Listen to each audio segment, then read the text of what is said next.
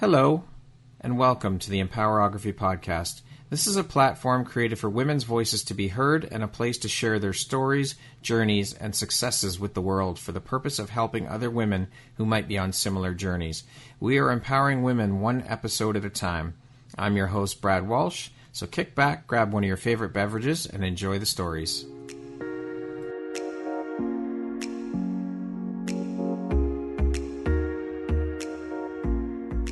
If you're looking for jewelry that makes an impact on your self-care routine and your style, Empowerography would love to offer you a discount code to one of our exclusive partners, Quartz and Canary Jewelry and Wellness Company. Please use code EMPOWER15 to receive 15% off upon checkout at www.quartzandcanary.com. Quartz and Canary is truly the place where spirituality meets style. Hello there, Brad Walsh here, your host of the Empowerography Podcast. Today, my guest is Cynthia Kane. She is a best-selling author and the founder of the Kane Intentional Communication Institute based in Washington, D.C. How are you doing today, Cynthia? Thank you so much for taking the time to be here today. You're welcome. Thank you. I'm doing great. I'm excited to be here. It's an absolute honor and pleasure to have you on the show, and I appreciate you taking the time out of your day to be here and share a bit about your story and your journey with us today. Yeah. So, Cynthia, you're an educator, an author, a certified meditation and mindfulness instructor, a certified breathing coach, and the founder of the Kane Intentional Communication Institute. How on earth do you prioritize and find the time to wear all these hats? So what's fascinating about the work that I do is that they all feed into one another. Okay. So with the work that we do in the Kane Intentional Communication Institute, it's really where we help high achieving women experience more peace so that they can show up authentically in their most important relationships. And so to be able to show up authentically and express ourselves in a way that is kind, honest, and helpful and that we're heard, it requires the use of meditation, mindfulness, different breathing techniques, and so on. So the different hats all really point to being able to, speak in a kind, honest, and helpful way, and to really become conscious and clear and concise with the way that you're interacting with others, and really helping to improve relationships. So they're different, but they all lead to the same place. Right. If that makes sense. Yes, absolutely. Now, writing is obviously a huge part of your life, having written for multiple national and international publications and having written 3 books. When and how did your journey as a writer begin? So my journey as a writer began... Being a writer was something that I always wanted to be. I mean, I remember being, in 4th grade and having journals and writing poetry I had a desk in my room, and I would sit under my desk and I would write poetry. And there was this ideal I had in my mind, really, of becoming a writer. And so that was really my focus for a very long time. And I in undergrad, I focused on, literature, English literature, though I never got into any of the creative writing workshops where I went to college, which was devastating for me. And then I went on to get my master's in creative nonfiction writing. And it's always been something that has just been so relaxing for me, in the sense that it really is a way to work through challenges, obstacles, to be able to see clearly. And so really always had this kind of love affair with writing. And then I had tried for many years to publish, and especially coming out of my MFA program. And what kind of happened for me, I think, was that growing up, there was such a focus on just being a writer. I had no clue as to what I wanted to write about. I just wanted to write. There was no real purpose or intention, right, with what it was that I was focusing on. Right. And so it was just something that I did because I loved it. And then what ended up happening was that my whole life changed a lot. And I came into kind of this knowing of what I wanted to share and what I wanted to help others understand and potentially see. And that then gave my work purpose. And so then my work started getting out there more because I really believed that I knew what it was that I wanted to say, right? And so that's how the work got out there more. And that was really kind of the journey to where I am today. And then it just so happened that what I was writing about, which was really around communication and, changing the way that we talk to ourselves and how we connect with others, that, an editor at the publishing house that my books are published through now reached out and asked if I would be interested in writing a book. Wow. Yeah. So how and what was this awakening then, I guess you could call it, that came about for you that made you realize that you knew what you wanted? You finally figured out what you want to write about. Yeah. So I had been with my first love for about 7.5 years, and Okay.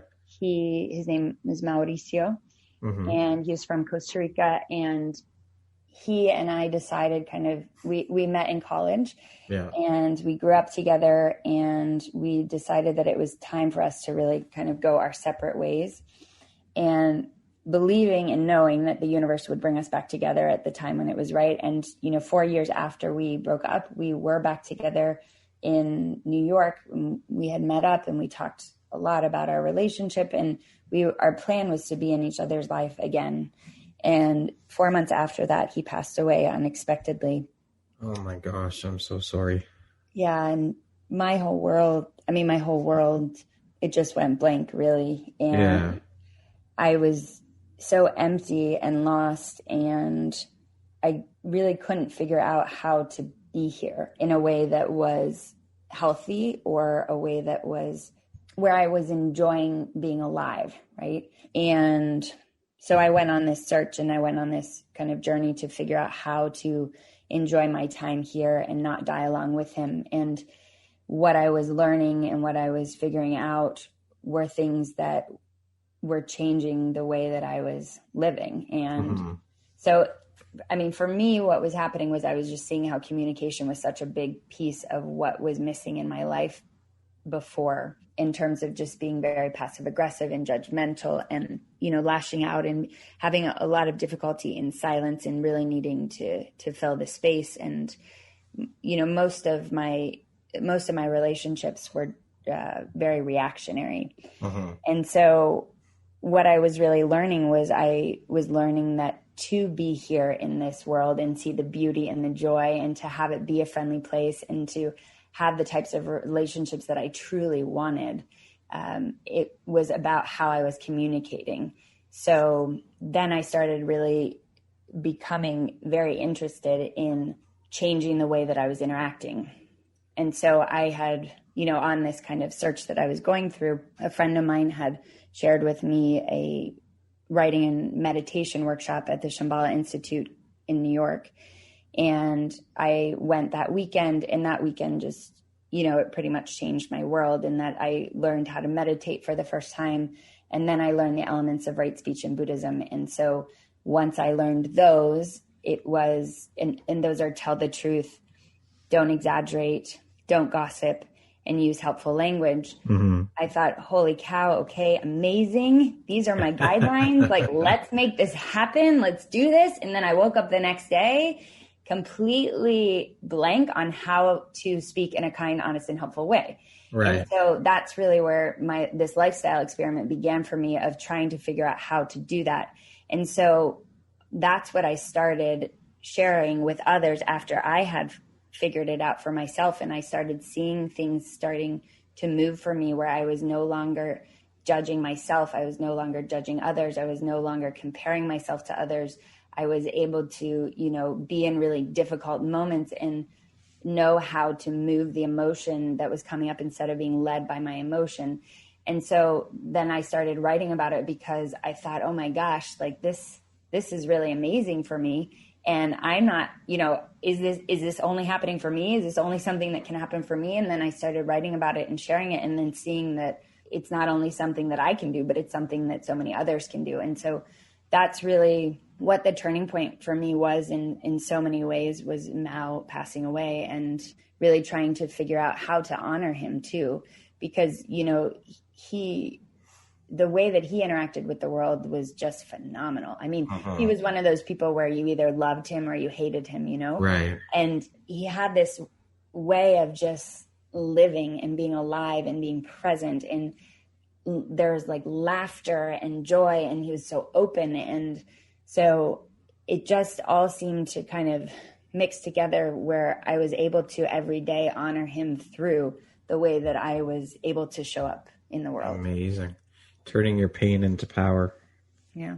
Now, I know that different authors have different creative processes when writing. Can you tell us a bit about your process when you decide to sit down and write? Yeah, I would go so far as to say my process is very linear. I mean, I really see an outline of a book first, and I see the headings, the chapter headings, and I know what's going to be happening within each chapter. And then for me, I truly just block out on my calendar.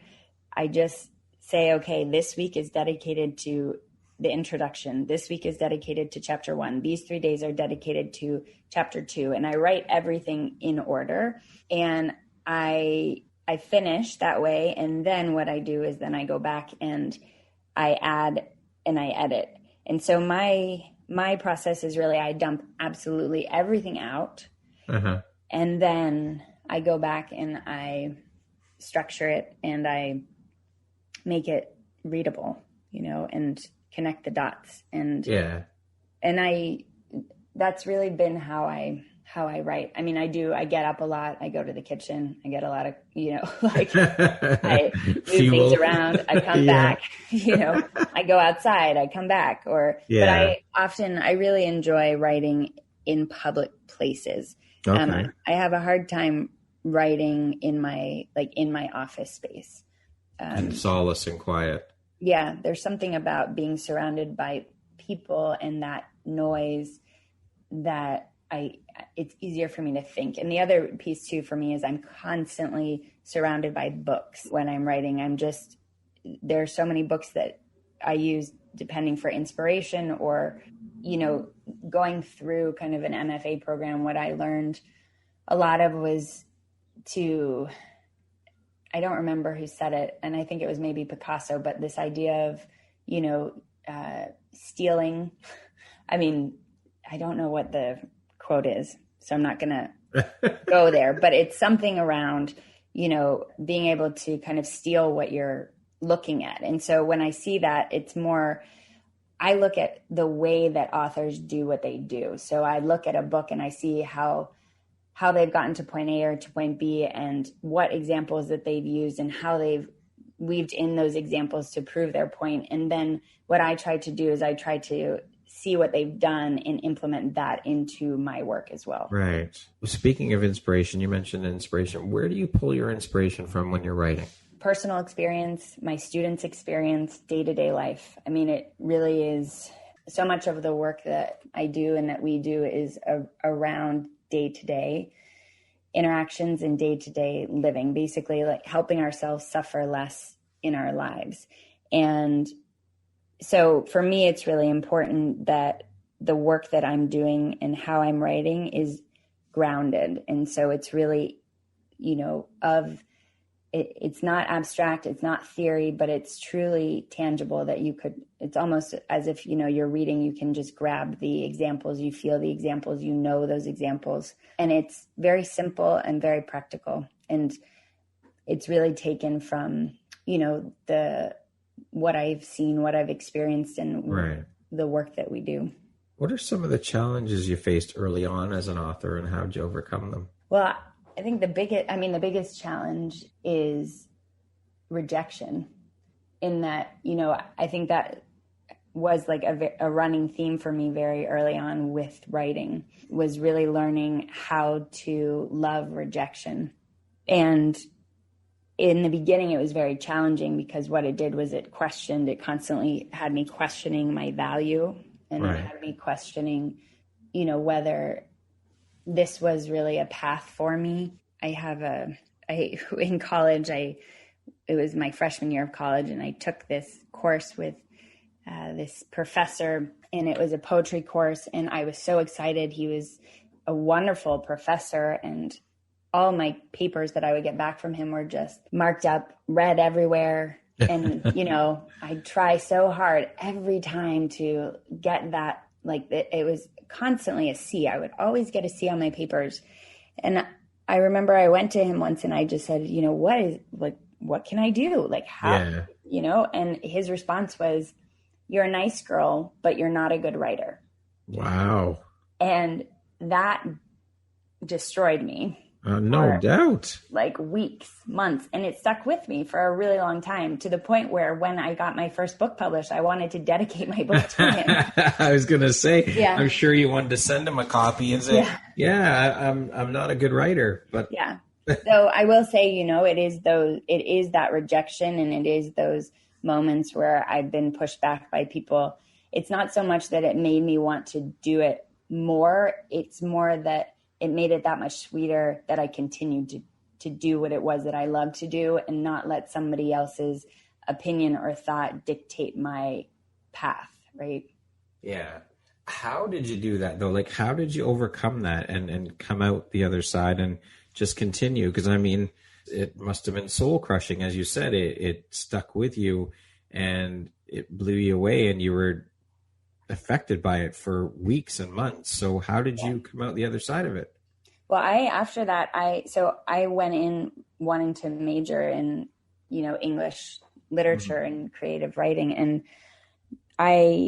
this happened in the middle of the semester. I ended up withdrawing from his course. I couldn't handle being in the class after that. Yeah. And then I took the whole second semester, and I didn't take any English classes whatsoever, no writing classes. I moved all the way into social sciences, and I was like, this is what I'm going to focus on. I'm not going to write anymore.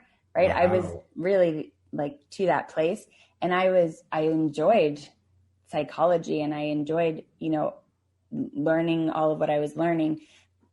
I didn't feel alive though with the work. And what I wanted to do was write about what it was that I was experiencing. And I wanted to, sit outside in grass and just be with my journal. And so there just came really a point where I realized that I wasn't going to allow someone else to really shape my soul in that way. Right.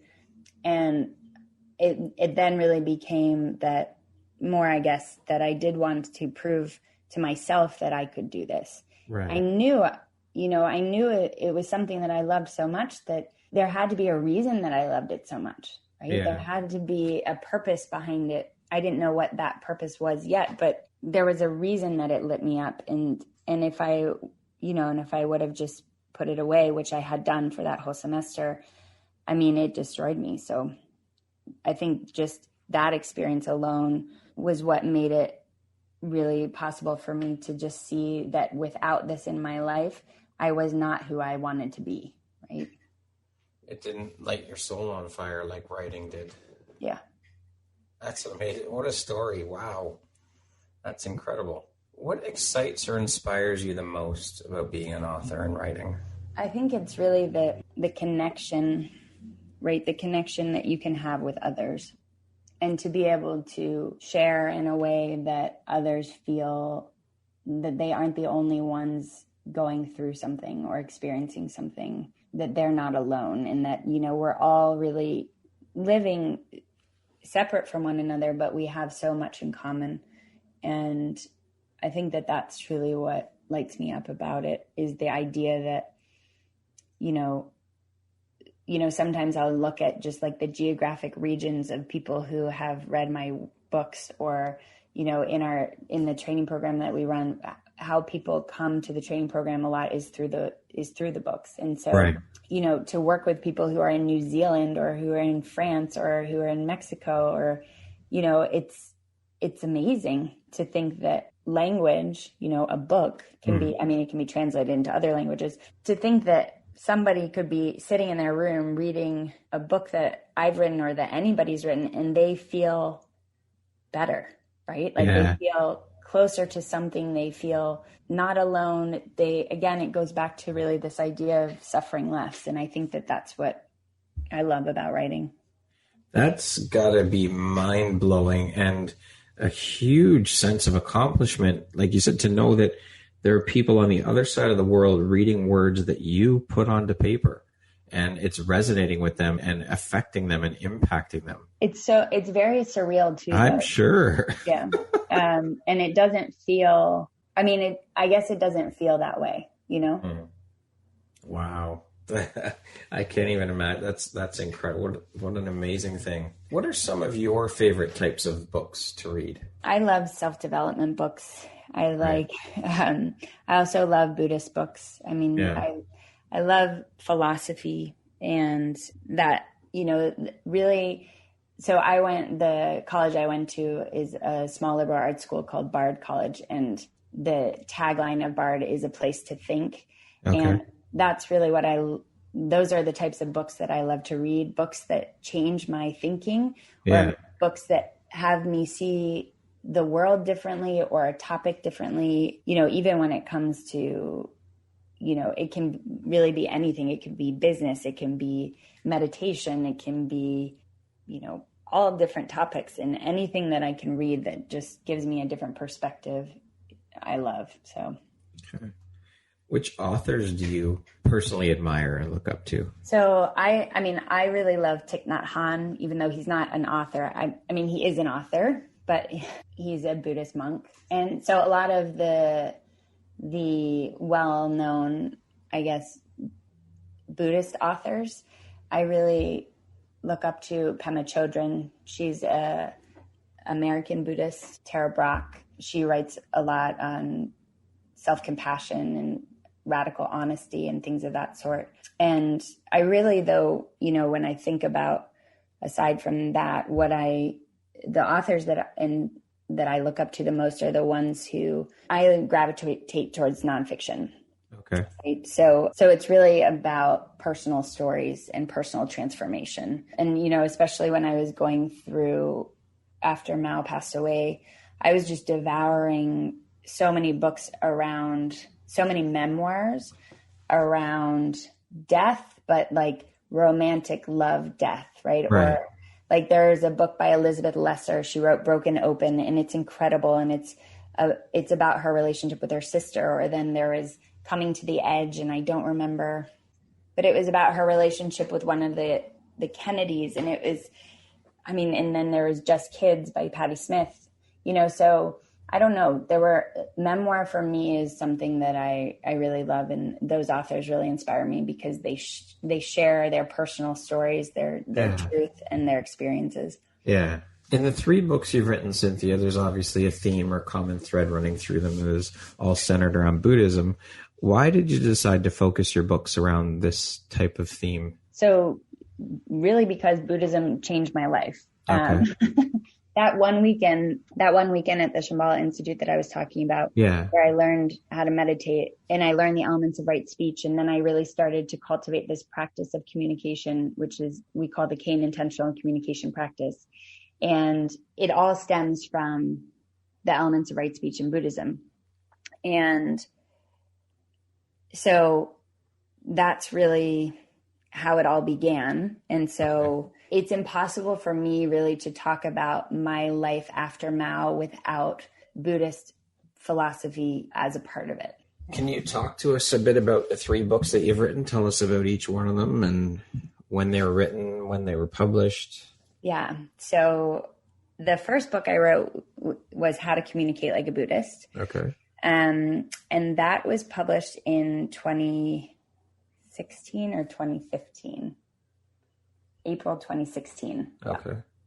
And How to Communicate Like a Buddhist is really learning the elements of right speech in Buddhism and how do you begin to take them as like these beautiful abstract concepts of just like, well, just speak in a kind, honest, and helpful way. That sounds great, but how do you actually do it? And so what the book teaches you how to do is it teaches you how to do that. It teaches you a practice, which is the Kane Intentional Communication Practice, right? To be able to do this. So you really learn how to become more of the person that you want to be in your relationships. You learn how to express yourself in a conscious, clear, and concise way. You learn how to pay attention to the sensation in the body when you're in those difficult interactions and not give over to it, but how to move it to the side, to come back so that you can be helpful in your conversations. And it's really giving you the general practice of how to not necessarily be afraid of what the reaction will be of somebody else so that you can have difficult interactions. And it really teaches you how to speak in a kind, honest, and helpful way, right? Okay. So that's How to Communicate Like a Buddhist. Then Talk to Yourself Like a Buddhist came out in 2019 or 2018. I'm sorry, I don't have That's okay. That's okay. I have the book right around me. I could just look in that thing, but it's 2019 and no, it was 2018. Sorry. It's either one of those. Okay. That's okay. And so Talk to Yourself Like a Buddhist is really about this idea that the way that we talk to ourselves dictates how we live in the world, right? So if I'm waking up in the morning and I look outside and it's raining and I'm like, oh my gosh, it's raining. This is going to be a horrible day. The rest of my day is going to be horrible. But if I wake up and I look out and I'm like, oh, it's raining. How refreshing. The farmers must be enjoying it. We can go play in the puddles. That's a whole nother way of talking to yourself in the moment that's going to change the way you show up in the world, right? And so Talk to Yourself Like a Buddhist really teaches you how to talk to yourself in a way, not that it's like your biggest fan, but it teaches you how to talk to yourself in a way that's honest, kind, honest, and helpful, and moving ourselves toward like the middle path of communication with ourselves, which is more objective, less judgmental. And that's a big piece of just how to communicate like a Buddhist. The first practice is learning to listen to yourself. And so learning how to talk to yourself differently is really important to be able to start showing up in your relationships and having those easy, more calm and peaceful interactions. Okay. And then the third book, How to Meditate Like a Buddhist, came out in 2020, April 2020. Yeah. And How to Meditate Like a Buddhist, it takes, the topic of meditation, and what I would say, it just boils it down into really easy, simple steps so that you can just begin a practice, right? It's really tangible. It's really teaching you what meditation is, the benefits of meditation, and how to start meditating. And it debunks a lot of the myths that maybe people have around meditation. And it's truly a book to get you started and to potentially deepen your practice if you already have one. Excellent. Are you working on a fourth book now? So we have one in the works, yes. Okay. Can you tell us a little bit about it or no? I can't yet, no. Okay, no problem. Are you a practicing Buddhist yourself? I practice Buddhism in that it is a philosophy that I live by. Okay. Right? I don't personally see it as a religion. For me, it's more the way that I live my life. Mm-hmm. But I've not ever taken vows, right? So, but it is, it's my morning, my noon, my night. It's my everything in the way that I show up in the world. Okay. Now, you're also a certified breathing coach. Mm-hmm. Can you tell us a bit about that and how long you've been doing that? Yeah. So the breath coach work has been maybe only about 1.5 years now. And I got interested in it because within our interactions, it's really important to move ourselves out of that stress response. And so to be able to learn how to move ourselves from kind of that fight, flight, freeze feeling into more of the rest and digest, meditation is really important, but then it's also having other techniques and practices that you can use throughout the day that aren't necessarily a formal seated practice, which is why I think, breathing is so beautiful, and the practices within kind of breath coach work, they're very short, right? So you can do a 5-minute breathing practice throughout the day, 3 times a day, as opposed to necessarily, carving out 20 minutes to sit formally for meditation. Yeah. And the breathing practices are going to help you reach that same state of calm and ease that are helpful before, let's say, you're about to have a difficult conversation, so that, you could use one of those practices before you're about to have a difficult conversation, go into a meeting, go speak in front of large groups of people. And then you can also use it afterwards to decompress from something that may have been more emotional or more difficult. So that's really, what I find fascinating about the breathing practices themselves, because they're short, but what they show you is how easy it is to move yourself out of that stress state into a more rest and digest state. That's pretty cool. What inspired you to become a breathing coach and meditation and mindfulness instructor? So the meditation and mindfulness instructor piece, so that for me started in 2015. I was really inspired because of how much it had changed my life. I really wanted to be able to share it with others and be able to show others a way out of suffering. And that was originally, why I was really interested in it. And it then so happened that it really is a practice that is so important for communication as well. But for me, when I first got into it, it was because I was seeing it's the first time that I was able to really sit with myself and allow myself to be myself without judgment. And that to me was the most powerful feeling. And it gave me the opportunity to feel everything that I was feeling, when all I had done up to that point was push everything that I was feeling away. And so especially after this time when Mao had passed away, for so much of it, I was trying not to feel how I was feeling. And then to have this practice that was saying, go ahead, feel it, like be with it, sit with it. It's uncomfortable and all of it, but it's happening.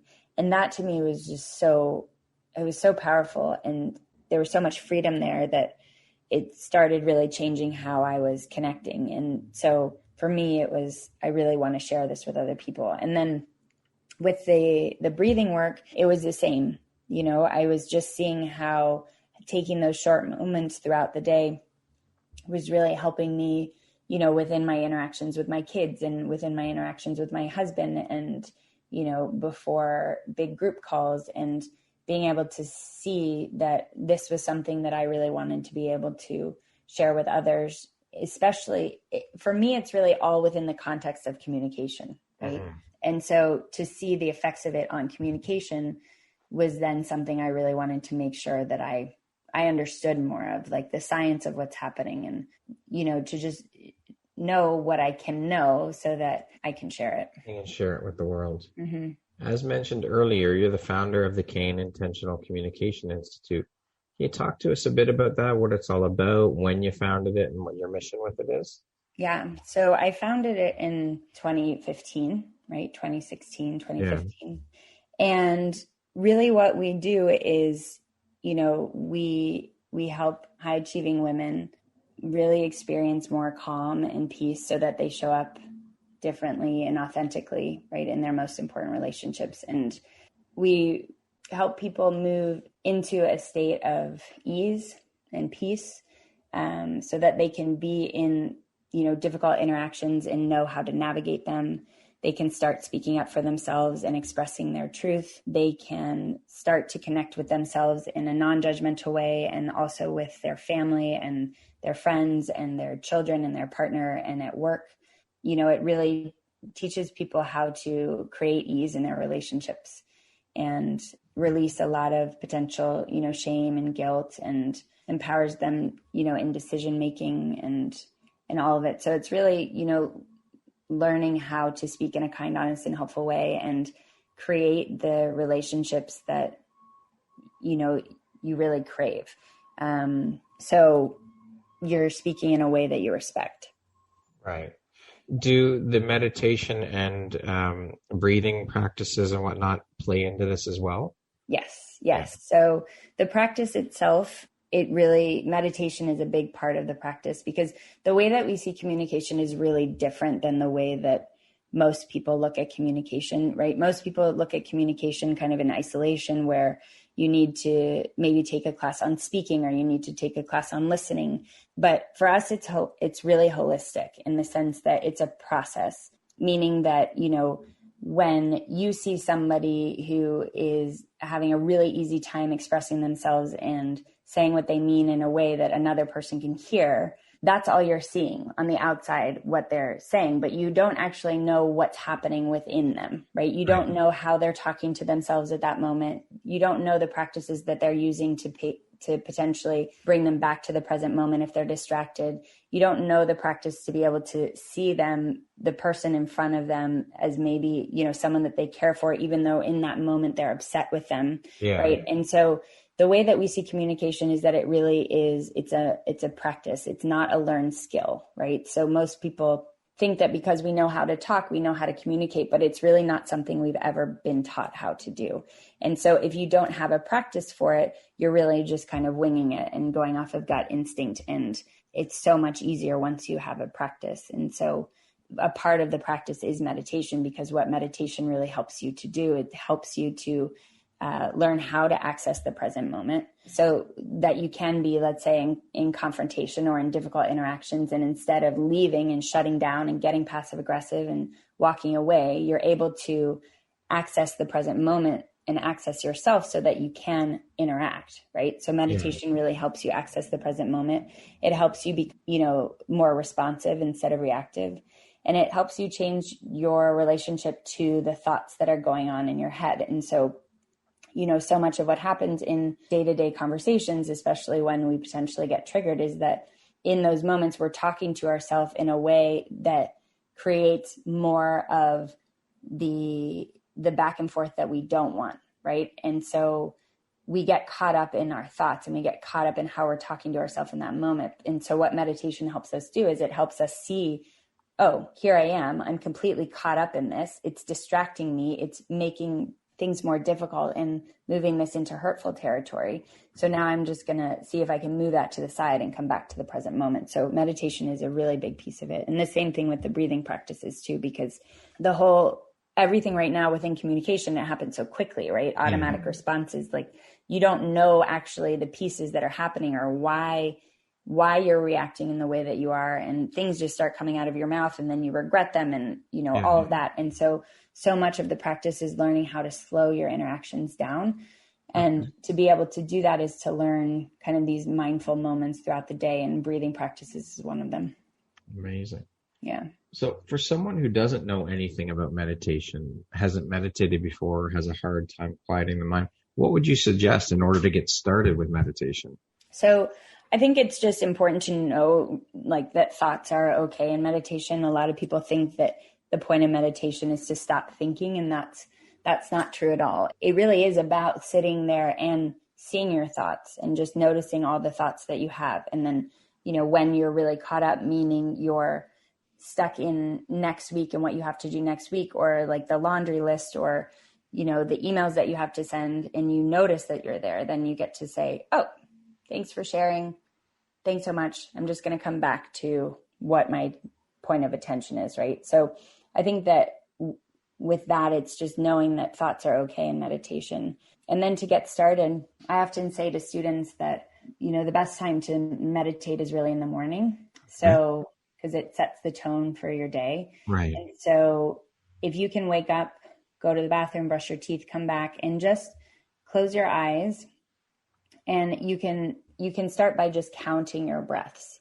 So, you know, you inhale, exhale 1, inhale, exhale 2, right? And you can just count your breaths up to 10. And then if you get distracted and suddenly you're far away, you come back and you just begin again, and you start counting over again with number 1. Okay. And the other thing you can do also is just start your day with 5 long, slow, deep breaths. And you will really, like, you will be amazed at how long it takes to take 5 long, slow, deep breaths. But how much of a difference it makes after you've taken them. I'm going to have to try both of those things tomorrow morning. Mm-hmm. To date, Cynthia, what would you say is your biggest high or your greatest win? My biggest high, is that what you said? Yeah, your biggest high or your greatest win. My biggest high or greatest win, I would say, finding love again has been the biggest high and the biggest win for me. And then having two phenomenal little beings in this world, there's nothing greater for me than that. What do you think your unique skill set or superpower is that's helped you become successful? These are good questions. Thank you. I think that what's helped me become successful is that I really focus on my own paper, meaning I really don't think about what other people are doing. And so I think that's, I know that sounds odd, but I really just focus on what I feel that my purpose is here and what I want to share with the world and how I can do that. And I think that that's what's helped me. And I also believe that it's that I'm really good at helping people find their voice. Mm-hmm. I'm really good at listening to what's going on for people and being able to see what's causing them suffering and how they can move themselves out of it. Yeah. Okay. Speaking of success, how do you define the word success? What does that word mean to you? Success means alignment to me. It means living an aligned life in that, the way that you walk through your day is the way that feels the best for you. That to me is really what success means. So it means having your insides match what's happening on the outside. That's for me how I would define it. Yeah. What would you say is one of the most important things you've learned in your life? And what was your life like before learning it?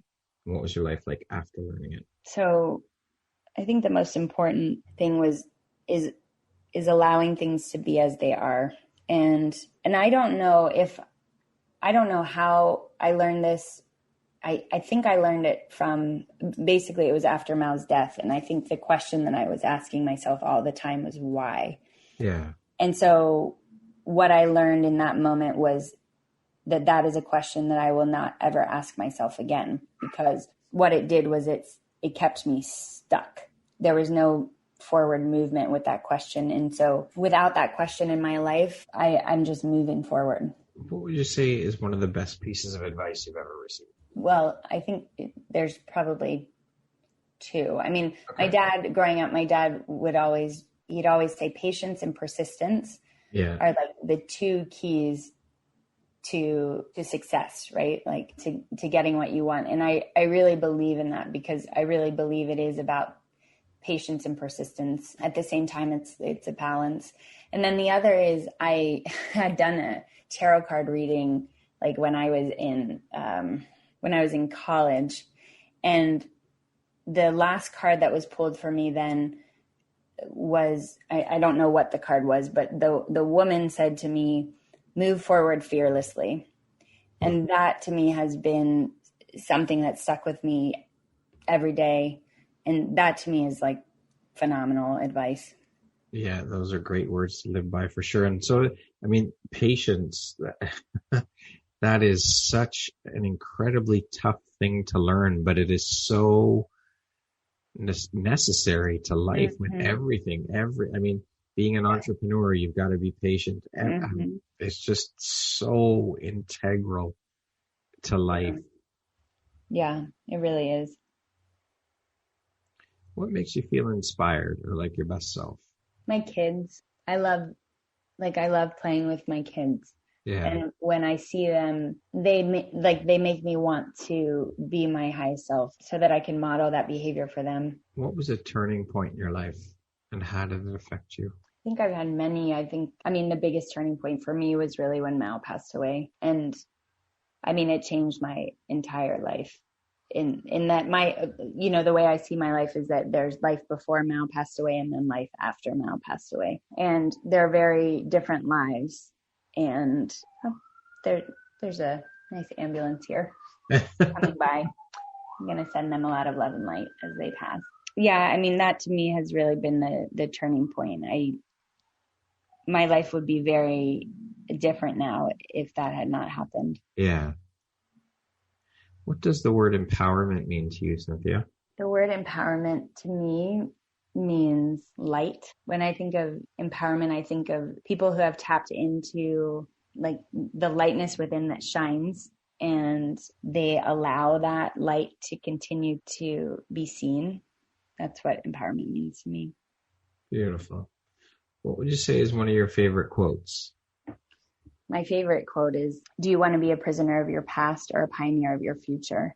That's a Deepak Chopra quote. And that's just something I constantly come back to when I'm making decisions, or if I'm, kind of talking to myself in a way that's not helpful.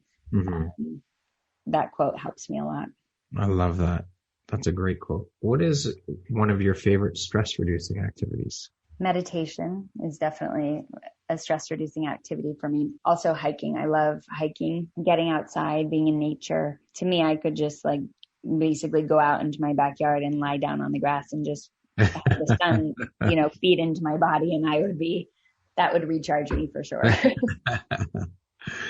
What's the first thing you do when you wake up? First thing I do when I wake up, I stay in bed when I wake up with my eyes closed, and I run through what I'm grateful for. And then I set my intention for the day of how I want to show up in my interactions. And then I get going, basically. Okay, we're going to jump in and do a little rapid fire section here. So the next few questions will be 1, 2, 3 word answer type things, okay? Okay, let's go. First thing you think when I say the word future? Love. How would you describe yourself in one word? How would I describe myself in one word? Helpful. If you were stranded on a deserted island and could only have one item, what would it be? Towel. I don't know. All right. That's just what came to me. Hey, whatever it came to you, that's it. That is hilarious. What's the first thing you notice about a person, Cynthia? Oh, wow. The first thing I notice about a person is their eyes. If you could teach the world one thing, what would that be? Oh, I'd teach the world how to communicate in a kind, honest, and helpful way. What's one thing you want but cannot buy with money? One thing I want but I cannot buy with money. Yeah. Peace. Entrepreneur life is? Entrepreneur life is a puzzle. I like that answer. I've never had that answer before. If I had an extra hour a day, I would take a nap. The last book or podcast I listened to or read was? The last book I read was How to Love by Thich Nhat Hanh. If you could change one thing about the world, what would you change? If I could change one thing about the world, I would change. What would I change? If I could change one thing about the world, what would I change? I would change the way that people connect with one another, really. I'd want to change the way that people see one another, and that if everybody could just see each other as someone that they want to care for, that would be amazing. Okay. That concludes our rapid fire section. Okay. That was hard, the rapid fire. I'm like, my hands are gripping the desk okay. I'm like, what's coming to me? What's happening? Make them think. Cynthia, what is your personal motto? My personal motto is detach, trust, and receive. Love it. If you could set up a billboard anywhere, where would you put it? And what would it say? If I could, these aren't rapid fire questions. No, these aren't rapid fire questions. Okay. So I would put a billboard up in Spain, on the highways, because billboards are not, it's actually illegal to have billboards in Spain. You don't see them. So I would put one there, although it would be illegal. And what would be on it? I think the only thing that would be on it would be two people hugging. Okay. What is the most recent investment you made in yourself? This is an interesting question. So in myself, what's interesting, because the first thing I go to is business. And I think that's because I think of my business and I are so connected. Yeah. Intertwined, right? Yeah. So the last investment I made for myself was I just booked a weekend away at a resort in May for 2 nights. Excellent. Yeah. Hey, you got to do things for you. You have to invest in yourself. Yeah, Otherwise, you're not showing up authentically and as yourself for others. exactly. I truly believe that. 100%. As they say when we're sitting on a plane waiting to taxi down the runway, when they're talking about the safety precautions, put your own oxygen mask on first before you help anybody else. It's so true. Yeah. Yeah. If you could step into my shoes, what would you have asked yourself that I didn't ask you? I feel like you've done a phenomenal job. Thank you. So Who in your life has had the biggest impact on you and why? many people have had a big impact on me. I mean, the professor in my freshman year, he had a big impact on me. For Mao, sure. I mean, Mao had he had a big impact on my life. My dad. I mean, gosh, I don't think I could have just one person. Yeah. If you could go back and give your younger self one piece of advice, what would that piece of advice be? The piece of advice would be like, just continue doing what you're doing, because what you're doing is the way. Lastly, if you were to deliver your last 30-second speech to the world, what would that last 30 seconds sound like? The last 30 seconds would sound like, the world is beautiful. The world can be ugly, and it's up to you to learn how to balance the two to enjoy it. Beautiful. Cynthia, thank you so much for taking the time to be here today and share a bit about your story and your journey. It has been an incredibly beautiful conversation, inspiring, educational. I've thoroughly enjoyed it. Thank you so much. I appreciate you and all the work you're doing and all the goodness and the light you're putting out into the world. I think it's amazing. So thank you just for being authentically you. You're welcome. I appreciate the opportunity to share and to connect. Once again, my name is Brad Walsh, host of your Empowerography Podcast. Today, my guest has been Cynthia Kane. She is a best-selling author and the founder of the Kane Intentional Communication Institute based in Washington, D.C. Thank you so much, Cynthia. I hope you have an amazing rest of the day. You too.